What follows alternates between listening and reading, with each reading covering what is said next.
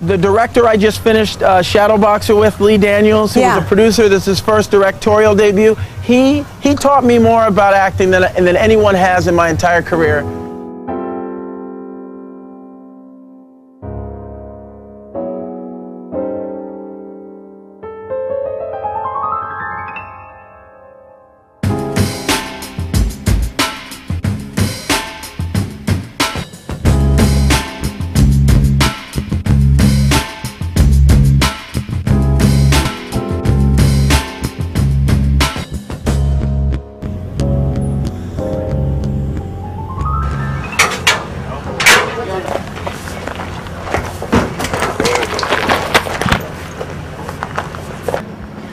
Well, I would like to say hello to my zebra. Can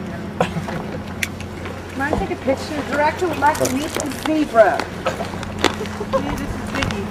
Oh, you don't want to Is Ziggy friendly? He's just a little uneasy. He's friendly on the front end.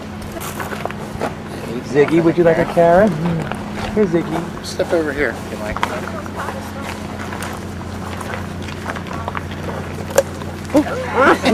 You said it. Here, Ziggy. Here, Pee-Pee. Step in some Hey, step in. I won't let him get you. Don't be so scared. You're safe. There you go. Look at that. That's a good one. Look, Lee, that's a good one. Ziggy got a butt. Ziggy got booty. That's his final destination. I personally thought that we could do without the zebra. The zebra wasn't just the zebra. The zebra represented something bigger than just the zebra. The zebra was a battle between production and director. Producers thought too much money and, you know, everything's costing too much. This budget's out of control. We got to cut it back. And the director was like, I want my vision. This is my vision, which is natural. That's always an argument. That's always going to happen in every movie. Did we make a decision for the zebra? The decision for the zebra is quite good, and it's firm. The zebra stays.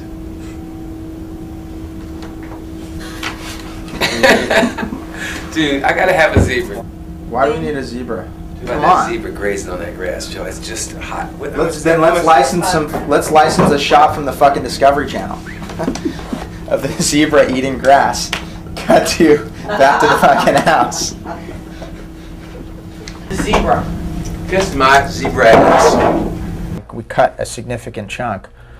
At the same time, we didn't sacrifice the creative vision. We didn't sacrifice the movie. Independently financed films are very different than studio or, say, conglomerately financed films, because on a creative level, you have a freedom. You have an environment created for the people who are involved because they feel that this piece is something that should be told. On a movie this size, where it's not very small, but it's not humongous, the money goes to the screen. You get great actors that want to work because the parts are great. Not a movie that you're dreading doing because there's a big paycheck on it. But it's always refreshing when you're on an independent film, because you know your creative process won't be fucked with in any way. When you're working on a film that has a board of people who have to give you approval or make decisions in a team effort, in a team way, they will second guess themselves and therefore undermine the creative process.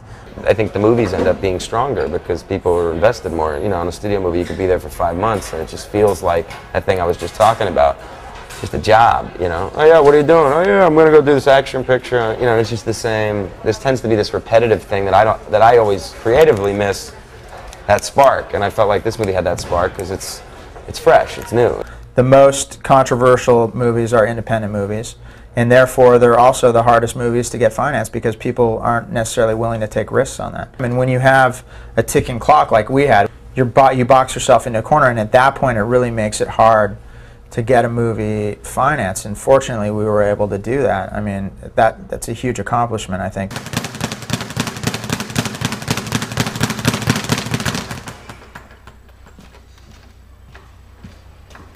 Boxing is a metaphor for how Mikey sees his emotions, his emotional outlet.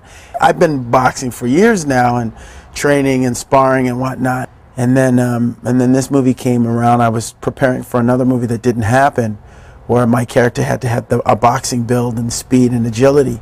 So I was training like I had a fight coming up, and then thrown into the Mikey role. So it was, to me, it was truly God's will that that these things came together at the time they did. To me, I guess the biggest distinguishing quality